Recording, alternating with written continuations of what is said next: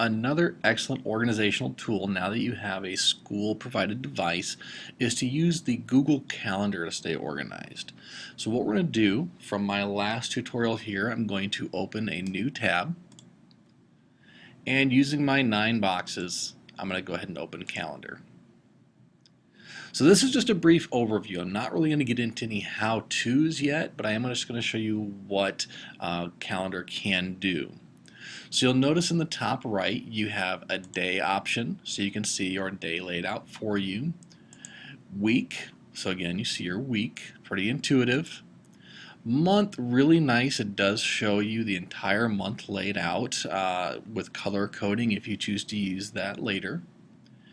4 days is kind of interesting, it just shows you the day you're on and what's coming up.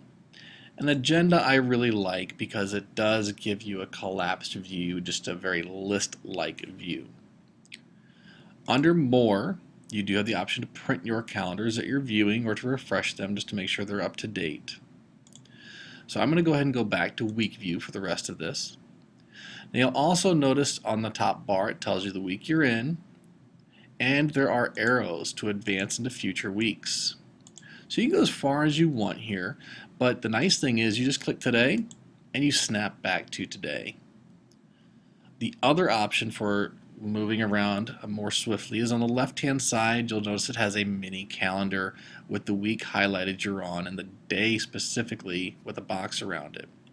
If you click the arrows here, you can move forward month by month. You can also click on the month to hide your mini calendar if you'd rather not see that. Further down on the side you do have My Calendars, and you'll notice that you have one named with your name already. You likely have one with reminders. Birthdays may also be in there if that's one of the defaults, but you'll definitely have your name set up and your reminders.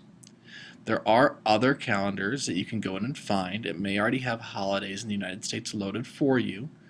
But if you click the little arrow here, you can go and find other interesting calendars, add one by an address if you have that, or import another calendar. We're not really going to worry about these because you're going to create your own calendars or through Google Classroom it'll be created for you. The last feature I'm going to show you here in our quick rundown is you do have a Create button.